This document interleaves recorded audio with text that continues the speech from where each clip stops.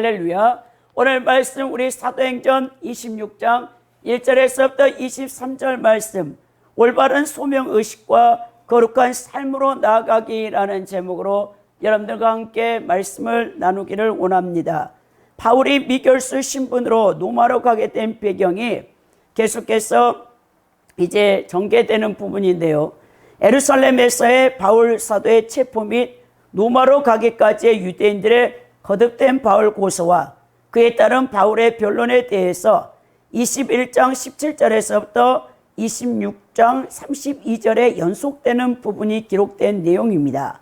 여기서는 헤롯 아그리파 왕을 향한 이 베스토 총독의 자문 요청과 바울 신문을 위한 청문회 개최에 대하여 기록하고 있는 내용입니다.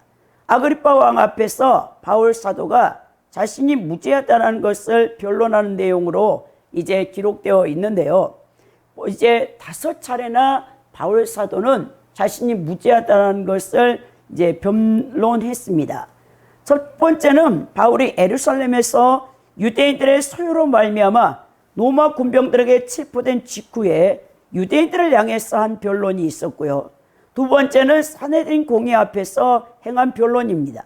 그리고 세 번째는 벨리시 총독 앞에서 행한 변론이었고, 네 번째는 이제 다시 신임 총독 베스토 앞에서 행한 변론이 있었죠. 그리고 마지막으로 끝으로 헤롯 아그리파 왕 앞에서 자신이 무죄하다라는 것을 변론하는데요. 지금까지 이제 모든 변론 가운데 오늘 이제 이 최종적인 변론이 가장 이제 바울 사도가 이 세련된 변론을 하고 있는 것을 보게 된다는 거예요. 그러니까 아그리파 왕 앞에서 구체적으로 자신의 무죄에 대해서 이 변론하는 내용으로 되어 있습니다.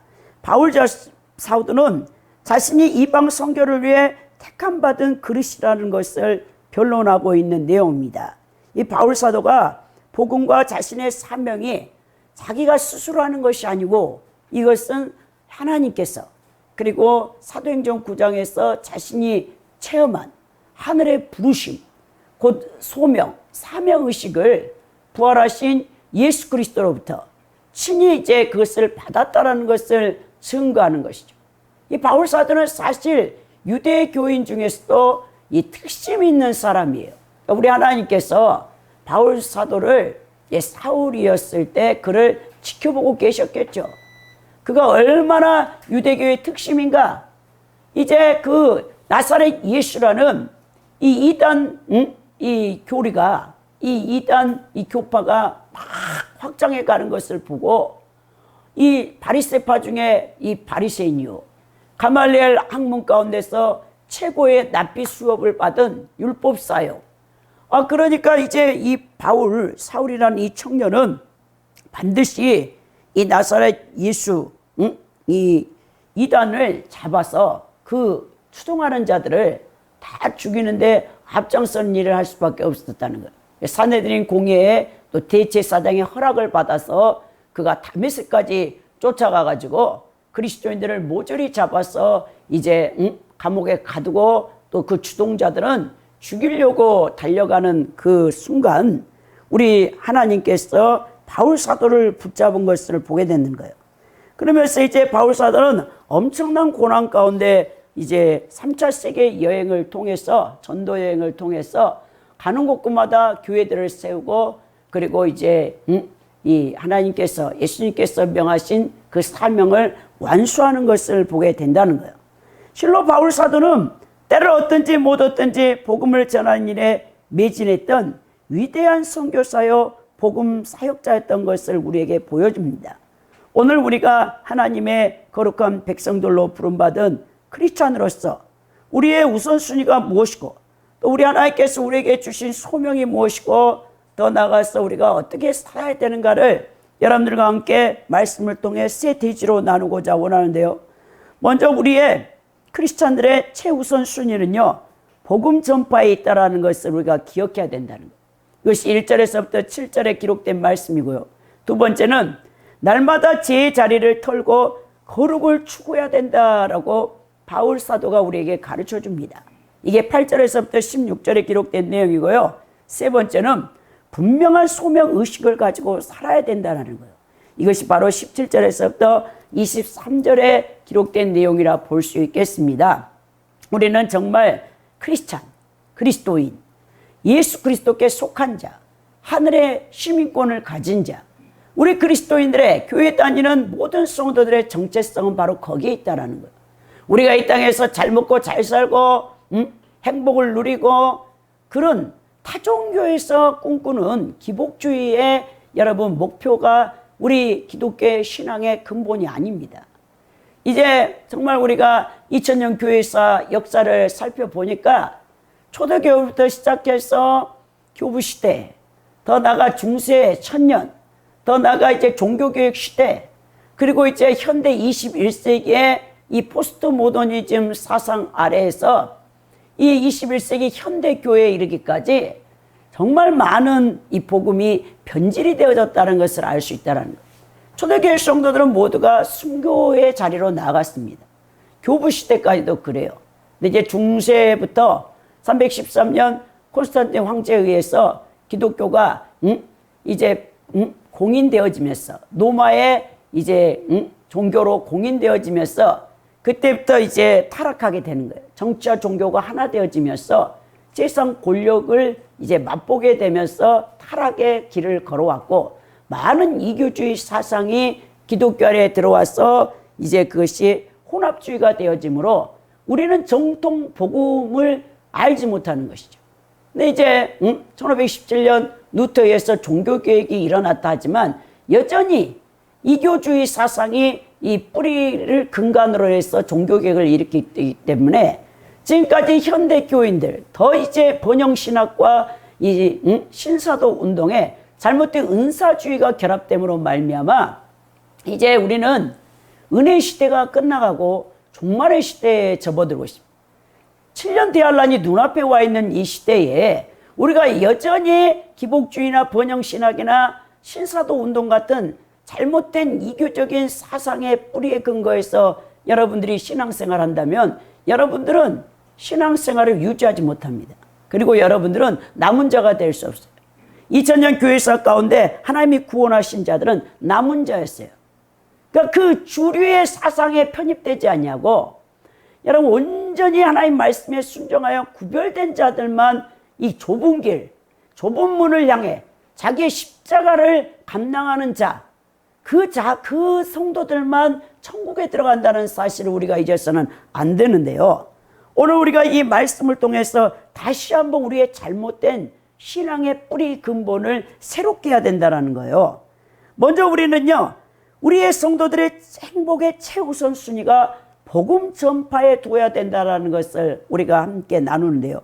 오늘 1절에 보니까 아그리빠가 바울에게 이르되 너를 위하여 말하기를 내가 허락하노라 하니 이에 바울이 손을 들어 변명한다라고 말하고 있죠. 이제 여러분 신임 총독인 베스도 총독에 의해서 이제 헤롯 아그리빠 왕이 자신의 여동생 베니게와 함께 이제 영접하러 온 거죠. 인사를 드리러 왔습니다. 그래서 이 소송 사건이 베스도 총독에게는 굉장히 중요한 사건이에요. 왜냐? 팔레스틴 땅에 로마 총독으로 첫 부임했는데 재판을 해야 되는데 하필이면 유대 종교 지도자들과의 부딪히는 일이 발생한 거예요. 그건 바로 사도 바울이라는 사람이 유대 종교 지도자들이 자신한테 내어달라고 하는 거죠. 만약 내어주지 않게 되면 이러지도 못하고 저러지도 못하는 딜레마에 빠져 있는 상태에서 이걸 어떻게 처리할까라고 이제 연구하며 또 많은 날들을 생각하고 있었겠죠. 근데 이렇게 아그리빠 왕이 오니까 그래도 유대인들의 왕 아닙니까? 물론 속국의 분봉왕으로 세워졌지만 그래서 조언을 받기 위해서 청문회를 여는 거예요. 청문회.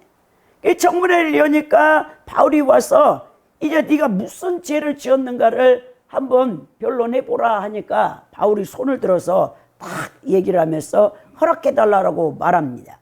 그러니까 이제 손을 들었다라는 것은 여기서 뭐라냐? 청중들의 주의를 딱 집중시키기 위해서 조용히 만들기 위해서 그가 이제 연설을 하기 전에 자신의 행동으로 이게 표현한 겁니다.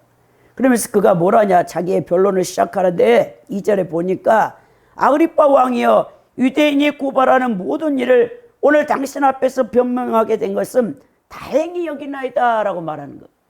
바울사도가 왜 이런 말을 했겠습니까? 이미 바울사도는요, 더 이상 변론을 하지 않아도 돼요.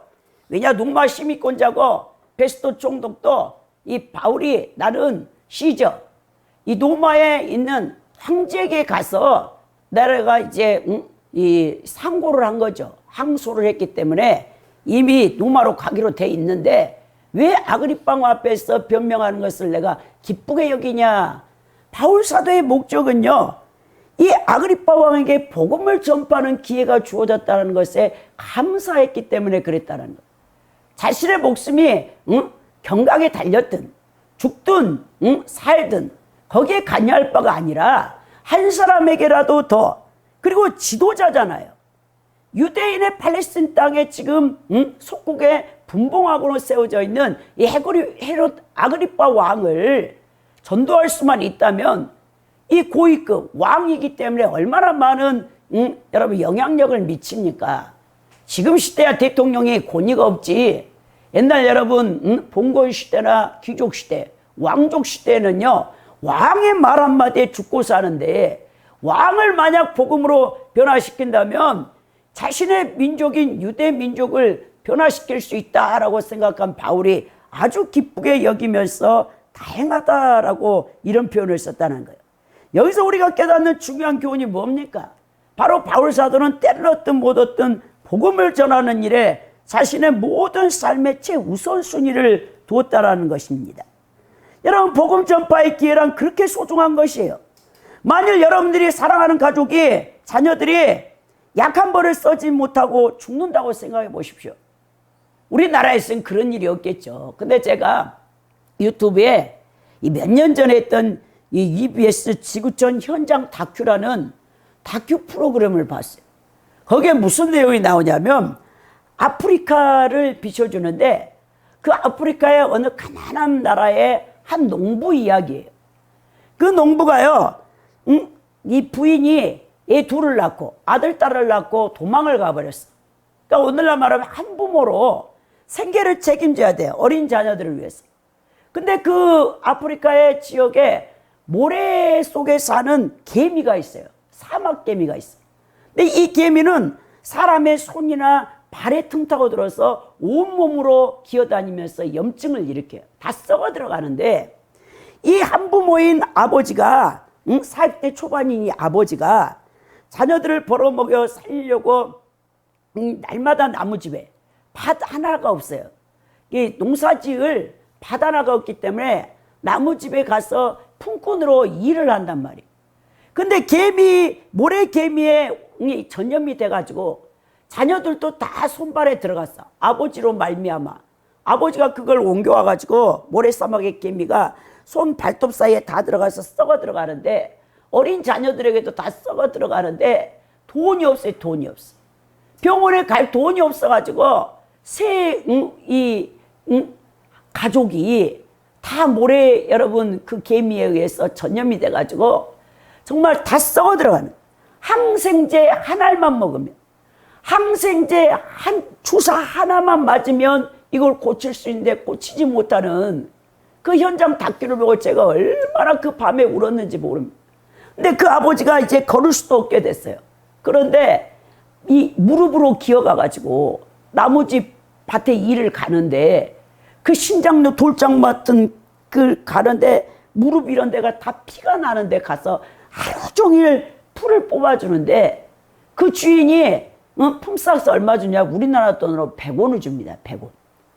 근데 그 100원이 어떤 돈이냐면 거기 아프리카 나라의 옥수수 가루를 딱 한 끼 먹을 거. 근데 조그만 거 한 끼 먹을 걸 살 수 있는 돈이에요. 아버지가 너무 아프니까 자기가 갈 수 없으니까 아직 자녀들은 걸을 수는 있어. 모래개미가 들어가서 그렇게 전염을 시켰지만 그 아들이 가가지고 큰아들이 가가지고 그 한 끼를 아버지가 벌어온 100원을 가지고 옥수수가루를 사갖고 물을 그것도 물도 깨끗한 것이 아니야. 완전히 꾸정물. 아프리카는 비가 안 오잖아요. 식수가 없어요. 멀리 가서 떠다 놓은 그 꾸정물을 부어가지고 물겋게 해가지고 그걸 하루 먹는 그 장면을 보고 제가 얼마나 울었는지 모른다니까요. 여러분, 이렇게 우리 전 세계 아프리카가 55개국 나라인데, 이번에 윤석열 대통령이 우리나라는 이 홍익인간, 이 DNA를 갖고 있는 한민족의 이 민족 사상의 뿌리가 있잖아요. 남을 구제하고 선교하는 데 앞장서는.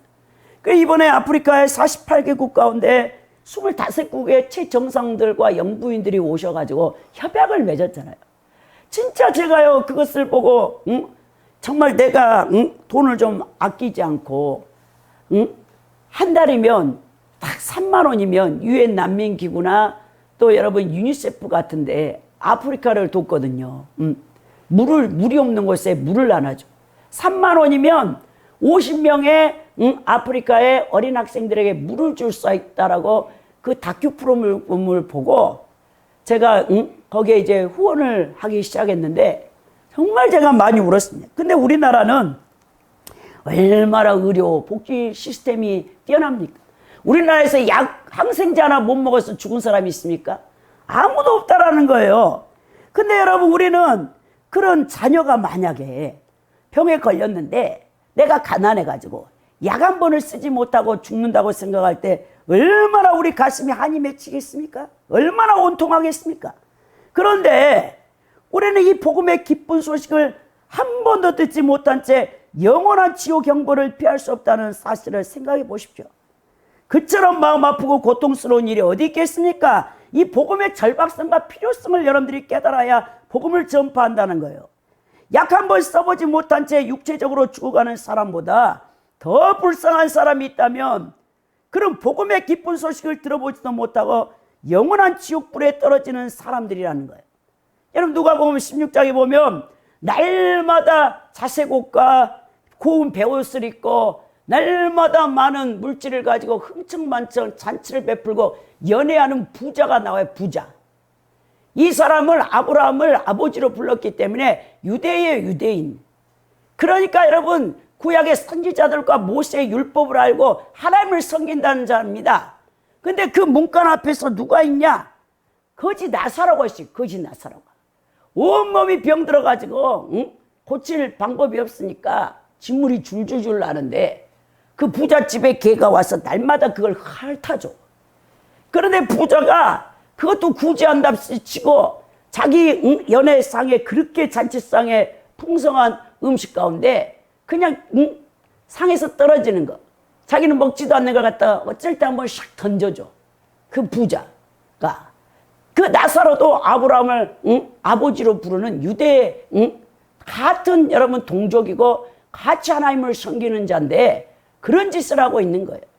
여러분 아그리빠 왕 같은 왕후 장상이면 또 무엇합니까? 세상에서 그보다 불쌍한 영혼이 어디 있습니까? 복음을 모르고 죽으면 아무리 일확천금을 많이 갖고 있고 이 세상을 누린다 해도 지옥을 가는데, 우리는 때를 어떤지 못 어떤지 복음을 전파해야 될 사명을 가진 그리스도인이라는 거예요. 우리의 구원과 영생, 천국의 가치를 안다면 우리의 복음 전파 사명, 곧 전도하는 일은 이 세상에서 가장 기쁘고 행복한 일이고 보람된 일이 아닐 수 없다는 거예요.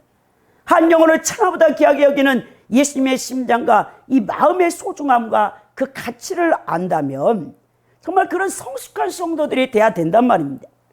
예수님 없이 이 세상에 잘 먹고 잘 살고 누리면 무엇합니까? 예수님을 자신의 마음에 영접하여 모시고 사는 사람은, 원래 크리스찬 진짜 거듭난 사람은요, 자신의 인생을 자기 거라 여기지 않습니다. 자기의 생명도, 자기의 물질도, 자기의 재능도, 자기의 은사나 달란트도 다른 사람의 유익을 위해서 쓴다는 거예요. 자신을 희생하는 것에 따르는 참된 기쁨을 아는 자가 그리스도입니다. 심령 천국이 이루어진 성도들은요, 서로 사랑하며 섬겨주며 나누어 주면서도 기쁨과 감사가 넘치는 사람이 바로 크리스찬이라는 거예요. 진짜 성령 충만합니까? 그렇다면 세상에 그 어떤 것도 욕심이 없어질 뿐만 아니라 예수님의 진리의 말씀을 사랑하여 끊임없이 다른 사람에게 베풀고 나누어 주며 생명 살리는 일에만 올인하는 이 복된 삶을 살게 되어 있다라는 거예요. 여러분들이 성령 충만하지 않기 때문에 내 물질 조금 남 도와주면서 그것도 아까워가지고. 여러분 그런 신앙생활을 해서는 안 된다는 거예요. 진짜 우리가 크리스찬이라면 정말 우리가 있든 없든 내게 있던 거 많이 있으면 또 없어도 구제하고 나눠주고 구워주는 그런 삶을 살다 가야 그것이 복이라는 겁니다. 3절에 보면 특히 당신이 유대인의 모든 풍속과 문제를 아십니다. 그러므로 내 말을 너그러이 들으시기를 바라나이다. 헤롯 아그리파 왕이 비록 그 사람은 다윗 혈통이 아니잖아요. 이두메 사람이에요. 바로 에돔 그 에서의 후손이기 때문에 굉장히 유대 정통 바리새파 서기관들을 싫어했어요. 헤롯 아그리파를. 근데 그래도 그는 유대인의 그 모든 종교의 풍습을 알기 때문에 바울이 그 얘기를 하는 거예요. 그러면서 4절에 내가 처음부터 내 민족과 더불어 예루살렘에서 젊었을 때부터 신앙생활을 했다는 것을 유대인들이 다 아는 바이다 라고 말합니다. 왜냐? 바울 사도가 누굽니까? 그가 사도행전 9장에서 부활하신 예수 그리스도를 만나기 전에 그는 그 당시에 최고의 이 랍비를 교육하는 기관이 힐렐 학파하고 가말리엘 학파. 그러니까 이 가말리엘이라는 랍비와 힐렐이라는 랍비가 최고의 이 랍비들이었는데 그들 문화에 이 제자들이 있었어요. 근데 이 가말리엘 랍비의 최고의 이 수제자가 누구냐? 이 사울이라는 청년 바울이었다. 바울. 그러니까 그가 유대인 가운데 열심히 특심일 뿐만 아니고 모두가 다 알아. 그 가말리엘 유명한 랍비 그 대학에서 최고의 수제자이기 때문에 모두가 유망주에서 기대하는 유망주. 그래서 바울을 잘 아실 것이라고 얘기를 하면서 그가 5절에 뭐라냐? 일찍부터 나를 알았으니 그들이 증언하려 하면 내가 우리 종교의 가장 엄한 파를 따라 바리새인의 생활을 했다 할 것이라. 바리새인 중에 바리새인 아닙니까? 바울이. 그래 그가 고백하기를 자기가 행위로는 구약의 율법은 행위로만 거슬리지 않으면 다 지킨 거야. 마음 내면을 다루지 않기 때문에. 살인하지 말라. 사람을 죽이지 않으면 살인하지 않는 거예요. 근데 신약에 와서 예수님이 산상수훈에 마태복음 5장, 6장, 7장에서 진짜 율법을 가르쳐 주는데 이 토라, 생명을 얻을 수 있는 유일한 방법은 이 토라인 말씀 순종인데 그것을 가르칠 때 뭘까지 다루냐? 내면을 다룹니다. 우리의 영혼의 마음의 자세와 내면을 다루면서 네가 행위로는 사람을 죽이지 않았어, 살인하지 않았다지만 네 마음에 미워하는 마음이 있는 것 자체가 살인이다 라고 말합니다. 네가 가늠하지 않았다고? 행동으로 네가 다른 여자를 범하지 않았을지 모르지만 벌써 어떤 여자를 보고 아, 저 여인이 아름답네. 저 다리가 끝내주네. 벌써 네가 간음을 했다. 그럼 예수님 뭐랍니까? 네 오른쪽 눈을 빼버리고 네가 손으로 죄를 범해서 네 손을 잘라버리고 자 그러할지라도 지옥에 들어가지 않는 게 낫다라고 예수님이 우리의 영혼의 내면까지 다루시는 것을 보게 되는데 바울이 그러잖아요. 나는 어릴 때부터 철저하게 토라 율법을 지킨 사람이다. 행위로는 죄를 범한 적이 없다라고. 그래서 자기가 바리새인 중에 바리새인이라고 하잖아요. 근데 이 로마서 7장에서 성령의 빛이 빛을 주니까 그의 내면의 세계를 비추니까 오라 나는 공고한 자라. 이 사망의 몸에서 누가 나를 건져내겠느냐라고 그 하소연하며 울부짖는 바울 사도의 회개하는 장면을 보게 된다라는 거예요. 여러분, 그래서 내가 감지하지 못하는 나는 내 행위로 범하지 않았으니까 죄를 안 범했다라고 생각할지 모르지만 여러분들 하루에도 얼마나 많은 죄를 범합니까? 생각 속에서 마음으로 품고 입술로 내뱉고 또 행동으로 옮기기도 하고 다 여러분 죄입니다. 죄. 그러면서 이 바울이 어느 정도 자기가 바리새인 중에 바리새인 생활을 했냐면 우리 종교의 가장 엄한 파를 자기가 따랐다.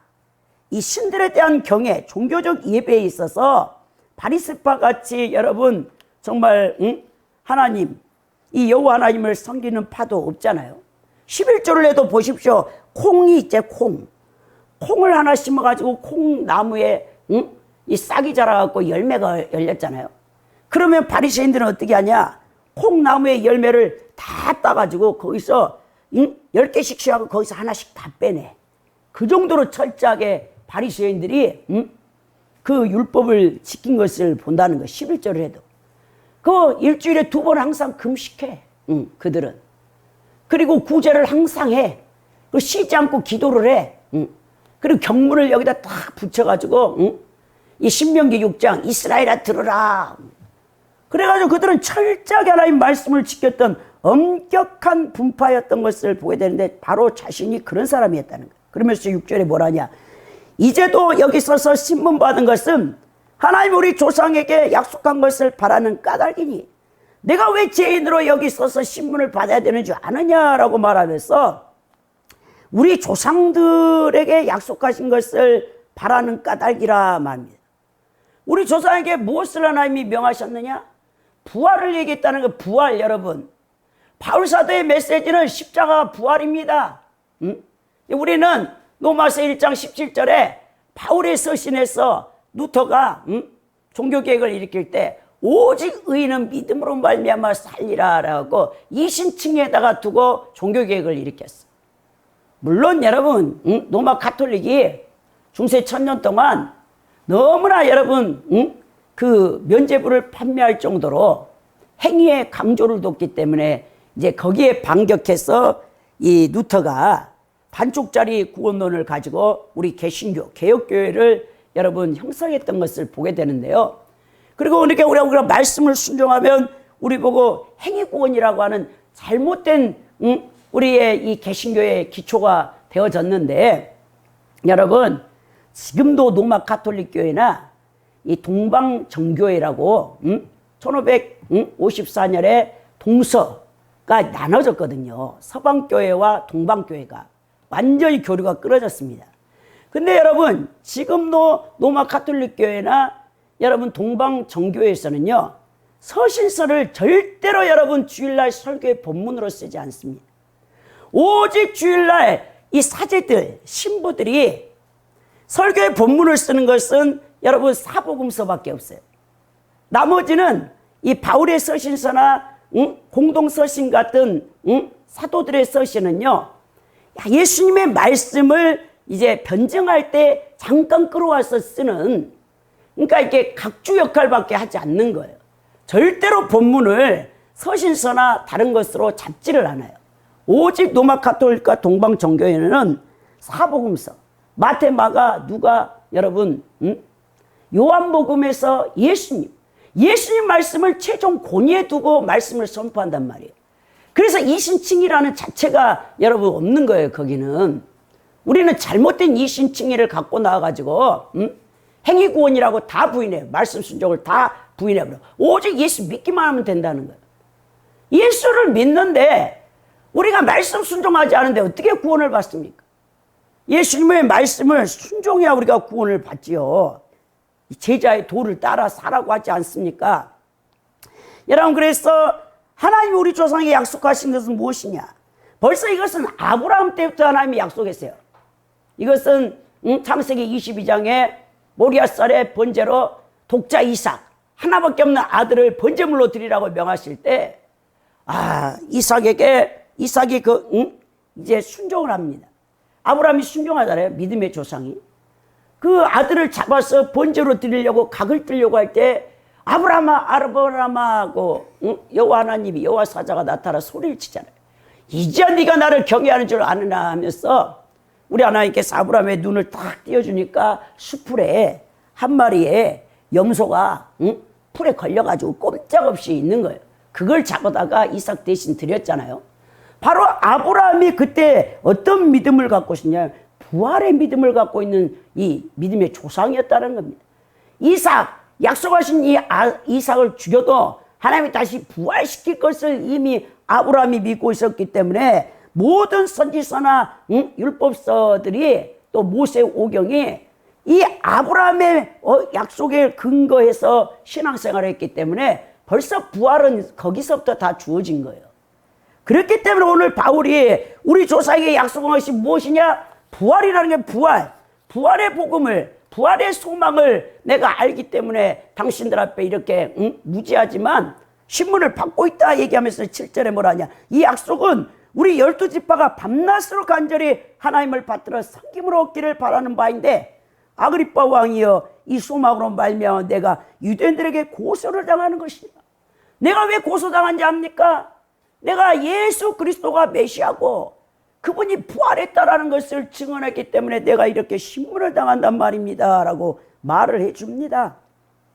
여러분, 그러면서 그가 8절에 뭘 하냐?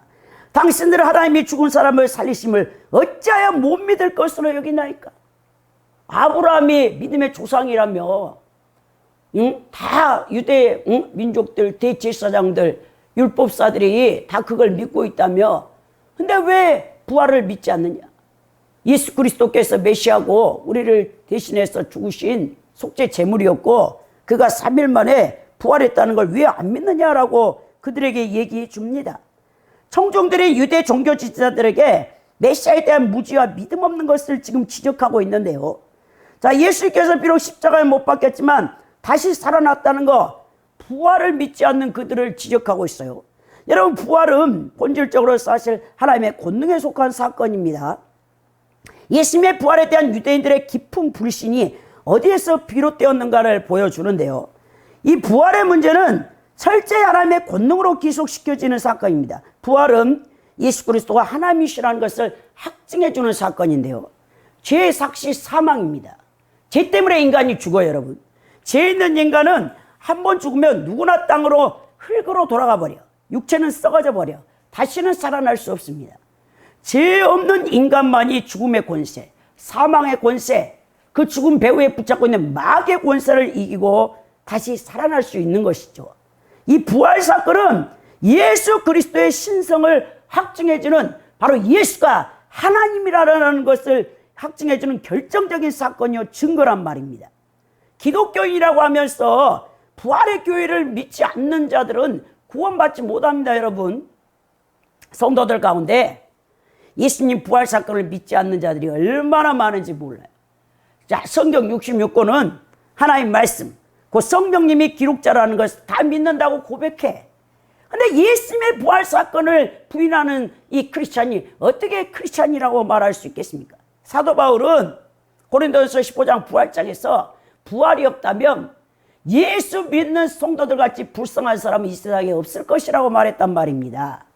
그리고 그 믿음도 헛되다라고 고린도전서 15장 17절에 말씀했어요. 바로 예수님의 부활은 우리 그리스도인들의 부활을 예표하기 때문에 우리 크리스찬들에게 최고의 복된 소식은 부활, 여러분. 그래서 여러분들이 부활에 확신이 없는 사람은 부활을 어찌됐든지 소망하고 그것을 믿을 수 있도록 여러분들의 신앙생활을 다시 한번 새롭게 해야 된단 말입니다. 9절에 보면 나는 나사렛 예수의 이름을 대적하여 많은 일을 행하여 될 줄을 스스로 생각하고 자신의 과거를 지금 얘기하고 있죠. 자기가 얼마나 유대교의 특심이었고 나사렛 예수, 이제 이단 교주를 따르는 기독교인이라는 자들을, 크리스찬이라는 자들을 잡기 위해서 얼마나 자기가 열심을 냈는가를 얘기합니다. 그러면서 10절에 예루살렘에서 이런 일을 행하여 대제사장들에게서 고난을 받아가지고 많은 성도들을 옥에 가두어 또 죽일 때 내가 찬송 투표를 했다라고 자신의 과거를 지금 드러내고 있는 거예요. 자신의 치부를 커밍아웃 하는 거죠. 나도 당신들과 똑같이 이 예수 그리스도를 이제 대적했던 자라는 것을 자기가 얘기해 줍니다. 그러면서 그가 뭐라냐? 11절에 또 모든 회당에서 여러 번 형벌하여 강제로 모독하는 말을 하게 하고 그들에게 대하여 심히 격분하여 애국성에까지 가서 박해하였다라고 말하죠. 여기서 애국성은 다메섹 도상이에요. 다메섹이에요. 여기서 박해로 이제 번역된 단어가 헬라어 에디오콘인데, 이 에디오콘이라는 헬라 단어가 뭐냐면 이 사냥감을 쫓는 건데요. 적을 쫓는 것을 표현하는 말인데, 이 바울이 크리스찬들을 어떻게 쫓았느냐? 마치 사냥감을 쫓는 포수, 이 사자나 표범이 딱 이 아프리카 세계에서 동물의 세계에 보면, 동물의 왕국에 보면 자기 먹잇감을 포식자가 딱 낚아채기 위해서 순식간에 달려가서 낚아채잖아요. 그런 것처럼 자기가 이 적을 섬멸하기 위해서 땅끝까지라도 쫓아가는 이 포수자가 되어져서 그리스도인들을 잔인하게 박해했다라고 자신의 과거를 지금 커밍하고 있는 것입니다. 그러면서 어떻게 했냐? 아주 악한 방법을 썼는데 크리스찬들을 잡아다가 강제로 모독하는 말을 하겠다. 여러분, 바울은 그리스도인들로 하여금 고의로 예수 그리스도를 부인하게 하려고 모독하게 하는 말을 하기 위해서 모진 고통과 박해를 했던 아주 정말 사악했던 사람이었다라는 것을 자기를 밝힙니다. 그러면서 12절에 뭐라 하냐? 그 일로 대제사장들의 고난과 위임을 받고 다메섹까지 자신이 갔다라고 계속해서 지금 바울이 5번째 변론을 하고 있는 거죠. 그런데 이 13절에 보니까 극적으로 왕이여 정오가 되어 길에서 보니 하늘로부터 해보다 더 밝은 빛이 나와 너 동행을 둘러 비치더라 라고 했어요. 이 인간의 빛이 아닙니다. 여러분, 하나님 빛을 보면 눈이 멀어버려. 바울 사도가요, 우리가 지금 얼마나 태양이 뜨겁습니까? 환경지향이 극해지면서 우리 엊그저께 막 36도까지 나가는데 인도 같은 데는 막 50도가 나가서 사람이 타 죽고, 메카 성지에 이슬람 사람들이 성지 여행을 갔다가 1000명이 해에 그냥 더위에 먹어가지고 다 직사하고 죽지 않아. 일사병 걸려가지고 막 이렇게 지금 지구가 온난화로 인해서 막 태양이 뜨거워지고 있는데 사람을 태워 죽는데, 여러분, 인간은 얼마나 연약한 존재가. 태양을 정면으로 보면 눈이 멀어버려. 태양을 이제 정면으로 볼 수 있는 유일한 여러분 이 짐승이 있는데 그거는 독수리예요. 독수리는 정면으로 태양을 바라보고 날아갈 수 있는 존재인데, 여러분, 하나님 빛은요 이 태양하고는 비교가 안 돼. 하나님 빛을 본 사람은, 이 죄인은요 눈이 멀어버려. 그 광채 그 자체가, 그 빛이. 여러분, 그래서 이렇게 바울 사도가 눈이 멀어버렸어. 그래가지고 다메섹 도상에서 3일간을 식음을 전폐, 금식에. 이제 그 같이 갔던 동행한 사람들이 쓰러져 있는 바울을 일으키고, 그리고 그를 이제 다메섹 도상으로 데리고 갔죠. 이 눈이 멀어가지고 졸지에, 여러분, 빛에 눈이 멀었으니까. 근데 그때 하나님이 바울을 소명하는 거예요. 우리 바울에게 이제 우리 하나님께서 부릅니다. 사명자로, 소명자로. 14절에 뭐라 합니까? 우리가 다 땅에 엎드러지며 내가 소리를 들으니 히브리말로 이르되 사울아 사울아 내가 어찌하여 나를 박해하느냐? 가시체를 뒷발질하기가 내게 고생이니라 라고 예수님이 부르십니다. 바울이 핍박한 것은 예수를 믿는 무리의 공동체인 교회의 성도들이었지만 예수님 자체는 아니었어요. 근데 부활하신 예수님이 바울 앞에 나타났을 때 바울에게 뭐랍니까? 사울아 네가 핍박하는 대상은 바로 나라라고 예수님 말씀하시죠. 그래서 교회는 예수 그리스도를 머리로 하는 유기체요 그분을 증거하기 위한 지체들이 모인 것으로, 교회를 핍박하는 자는 곧 예수님을 대적하는 자라는 거예요.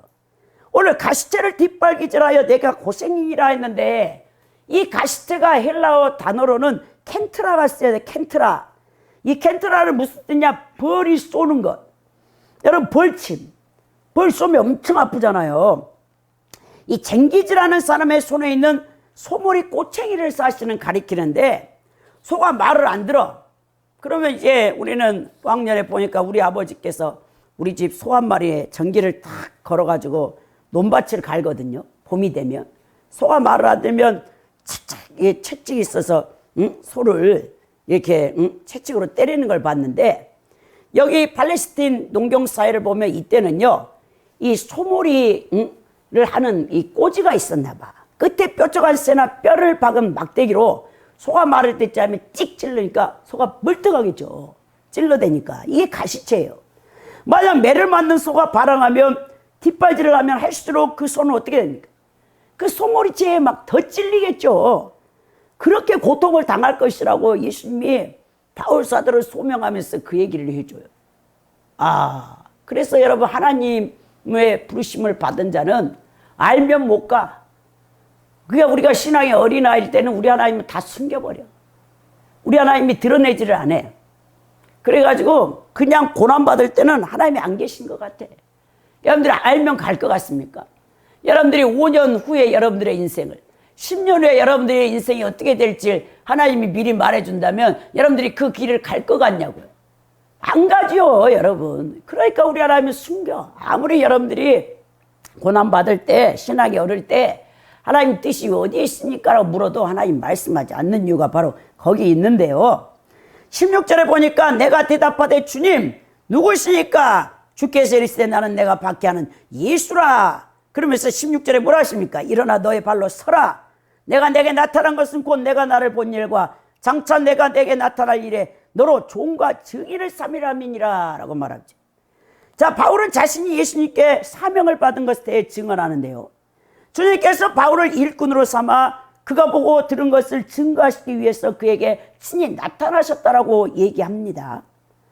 여러분, 바울을 어떻게 부르셨냐? 종과 증인의 사명으로 불렀다. 이 종이라는 뜻은요, 여러분, 둘로스의 둘로스.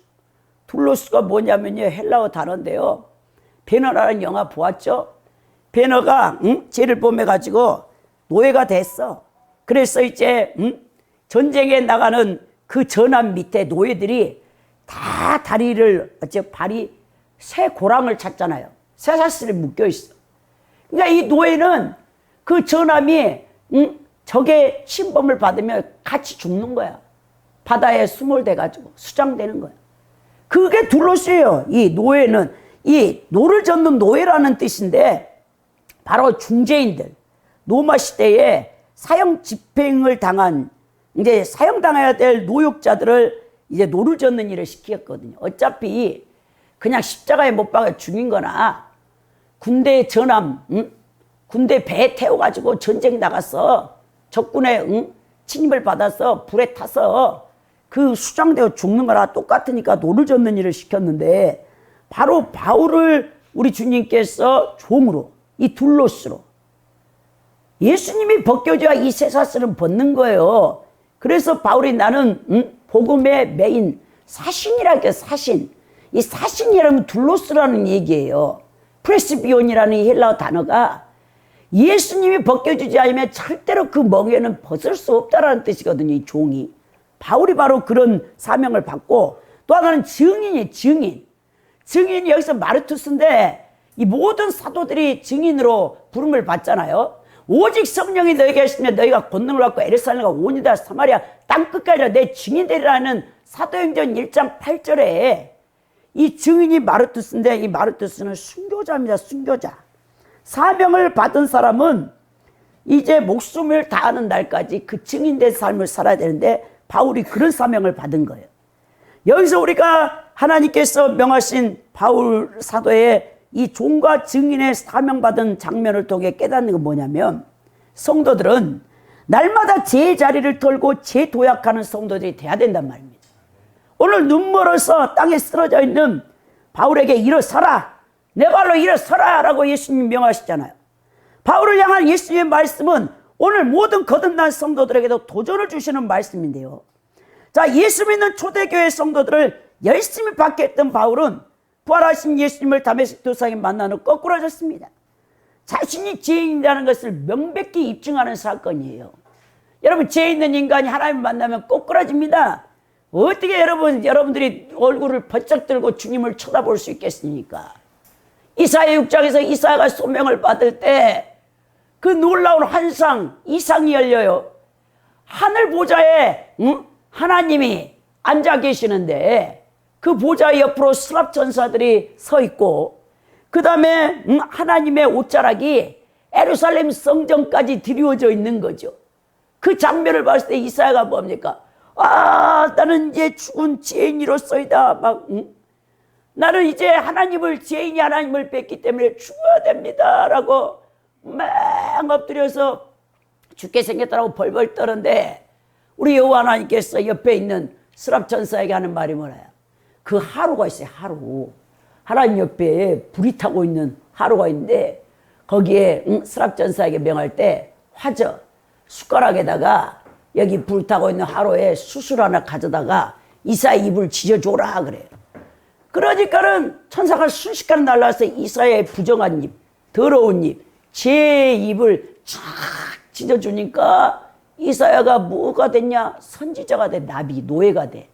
하나님의 말씀을 대언하는, 선포하는 하나님의 거룩한 종이 되어져서 예수님 탄생 600년 전에 메시아가 탄생할 이사야 53장의 고난의 종을 여러분 그 예언할 정도로 엄청난 선지자로 우리 하나님께서 구별하는 것을 본다는 겁니다.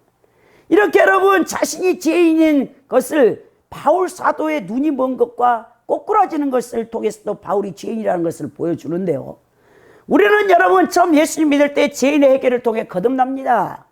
그러나 계속해서 우리는 육체를 벗는 죽음을 맞는 순간까지 신자에게를 통하여 성화를 이루며 거룩해져야 된다는 거예요. 날마다 죄를 자백하고 돌이켜 예수님을 붙잡아야 합니다. 진심으로 자신의 죄악을 깨닫고 인정하고 회개했다면 다시 재빨리 죄의 자리를 털고 일어서야 한다는 거예요. 그리고 다시 예수님 말씀에 순종하며 의로운 삶을 살기를 노력해야 된답니다. 죄악의 어두운 과거에 계속 사로잡혀 죄의 자리를 청산하지 못하고 마귀에게 계속 공격당하는 어리석은 삶으로 시간을 낭비해서는 안 된다는 것입니다. 우리 인생은요 너무 빠르게 지나간다는 거예요.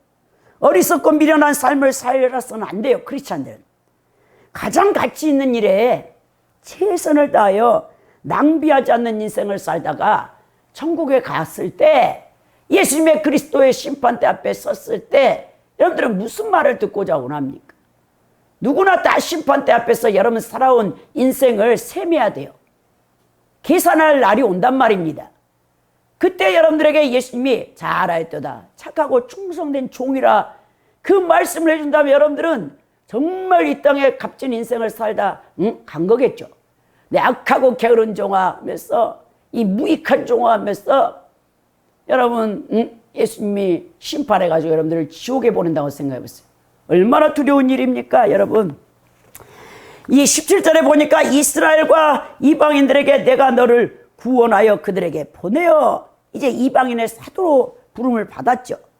그러면서 그가 이 19절에 보니까 분명한 소명의식을 가지고 끝까지 바울 사도가 달려가는데 자기의 사명을 감당하는데 아그리빠 왕이여 그러므로 하늘에서 보신 것을 내가 거스리지 아니했나이다 라고 말하죠.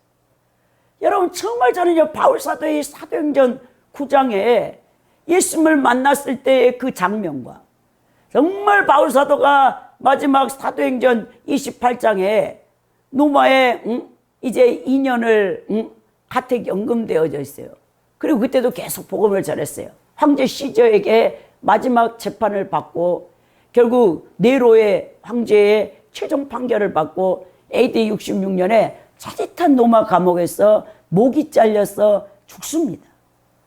한 사람의 그 바울 사도의 그 사명과 소명 의식을 감당하는 것을 보고 사도행전 20장 24절에 그가 에베소 장로를 불러다가 자기가 죽을 것을 이미 다 알았죠. 나의 달려갈 길과 주 예수께 받은 그 말씀, 그 사명을 감당하는데 자기 목숨을 조금도 아까워지 않는다라고 그가 고백했어요. 결국 그는 그렇게 순교를 당했고 예수님 앞에 섰겠죠.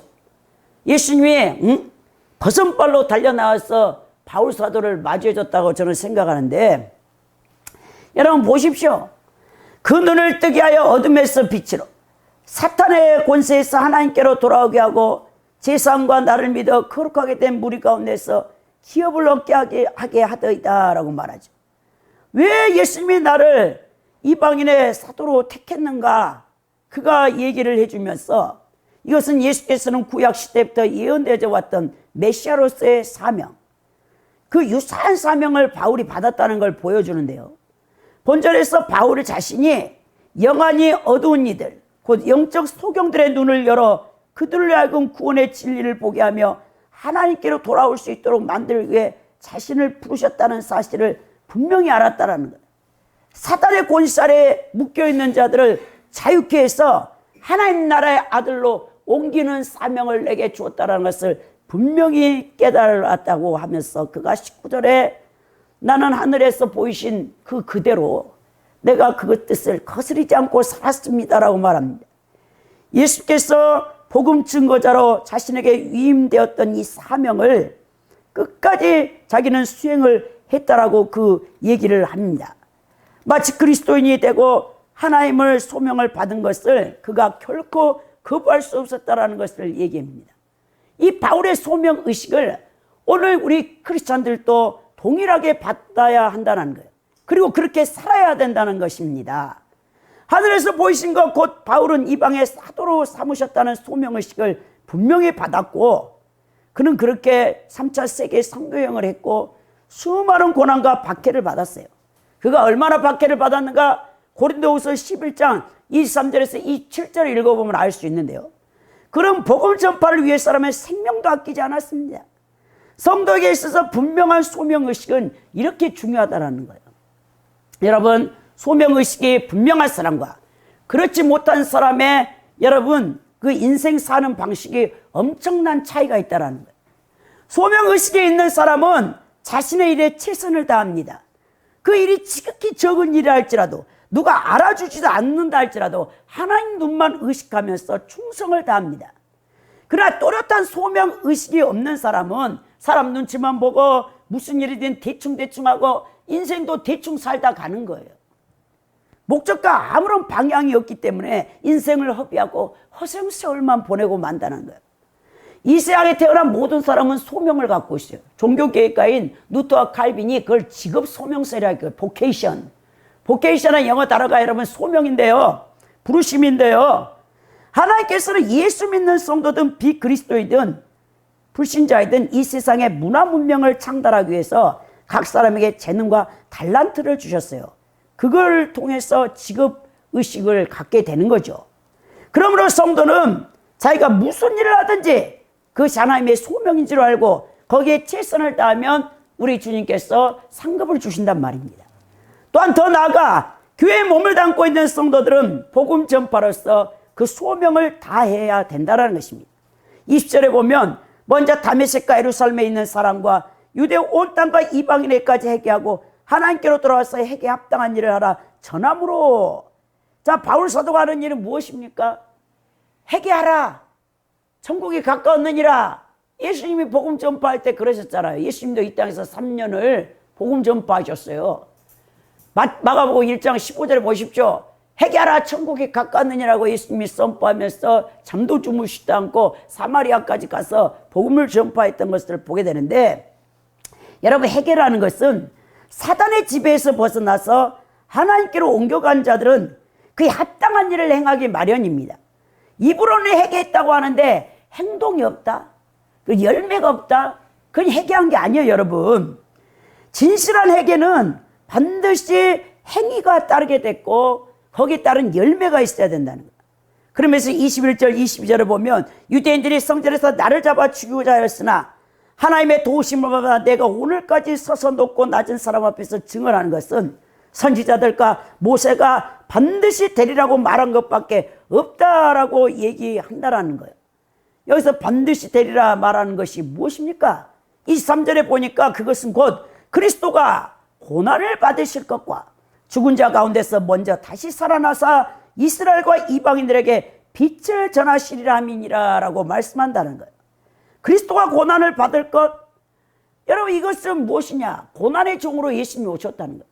초림하신 예수 그리스도는 인간의 죄를 대속하기 위한 인류의 속죄 제물로 왔기 때문에 이사야가 53장에 고난의 종을 얘기했어요. 근데 유대인들은 고난의 종을 싫어해. 그 당시에 여러분 BC 586년에 예루살렘이 바벨론 3차 침공을 통해서 여러분 나라가 없어지죠.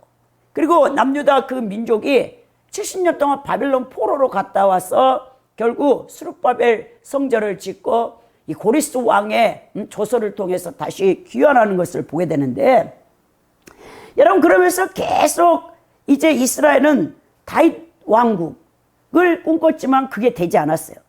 바벨론 포로로 70년 갔다 왔다가 다시 바사 제국에 또 헬라 제국에 그리고 로마 제국의 속국이 되어지는 것을 보게 됩니다.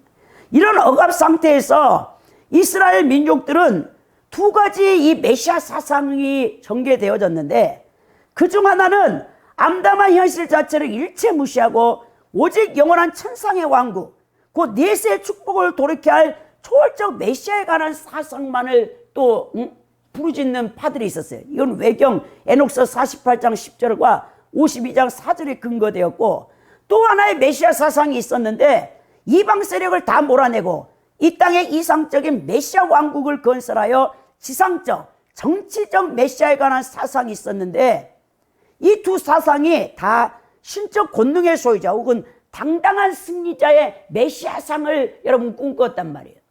그래서 이사야 53장을 그들은 복음으로, 그들은 그 서신을 치부하지 않는 겁니다. 고난의 종을 싫어하게 된 겁니다. 그래서 유대인들의 사상 속에는 고난받는 종으로서의 메시아의 존재가 차지할 그 어떤 것도 없었어요. 근데 바울이 전한 복음이 박해받게 된 이유가 유대인들 종교 지도자들의 잘못된 유대 신학에 어긋나는 거예요. 바로 메시아의 고난과 죽음과 부활이라는 이단적인 사상을 전한다라고 평가되었기 때문에 바울 사도가요, 여러분 이렇게 고소를 당한 거예요. 배타적인 선민의식에 사로잡힌 유대인들에게는 그리스도의 고난과 부활의 놀라운 능력이 유대인들뿐만 아니라 이방인들에게도 구원받게 된다라는 이 복음을 주장했기 때문에 걸림돌이 될 수밖에 없다는 거예요. 여러분, 우리가 알고 있는 이 사상, 신학, 이 개념, 또 우리의 이 신앙, 모든 사람은요, 여러분 말씀을 해석할 수 있는 믿음의 이 근거의 틀을 갖고 있고요. 이것이 신학이잖아요. 신학. 말씀을 해석할 수 있는 그 틀, 그 기준점이 신학인데, 이 잘못된 신학 사상을 갖고 있으면 여러분들이 여러분 삶 가운데 일어나는 일들, 고난이 특히 왔을 때 그걸 해석하지를 못해. 왜? 내가 믿는 예수님이 아닌 것 같아. 왜 내가 믿는 예수님이 전능하시고 능력이 많으신데 왜 나에게 이런 일을 허락하시는가? 나는 있을 수가 없다. 이렇게 해서 막 부인하고 예수님을 떠나는 자들이 많은데, 오늘 바울이 전한 복음은 모세와 선지자에 기록한 내용들이라고 분명히 얘기해 줍니다. 오늘 여러분, 우리는 이 사도행전 23장 1절에서부터 23절을 통해서 정말 올바른 소명의식을 크리스찬으로 가져야 되고, 더 나아가서 우리는 거룩한 삶을 지향해야 된다.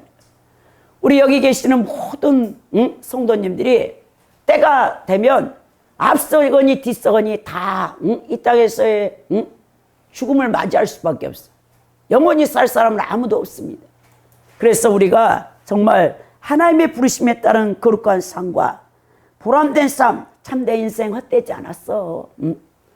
정말 눈 감기 직전에 그것을 깨닫고 후회하지 마시고, 얼마 우리 인생이 남았을지 모르지만 정말 우리가 최선을 다해서 그리스도의 복음을 전파하며, 여러분 약 한 번 써보지 못하고 죽은 자식을 가슴에 묻는 것처럼 복음을 듣지 못하고 지옥 가는 영혼들을 생각할 때 우리가 정말 세월을 낭비하지 말고 하루하루 주어진 인생을 최선을 다하고 충성스럽게 살 뿐만 아니라, 여러분들은 항상 하나님을 기쁘시게 하는 복된 크리스찬들이 되어져서 주님 앞에 섰을 때 부끄럽지 않는 분들이 되기를 예수 그리스도의 이름으로 축원드립니다.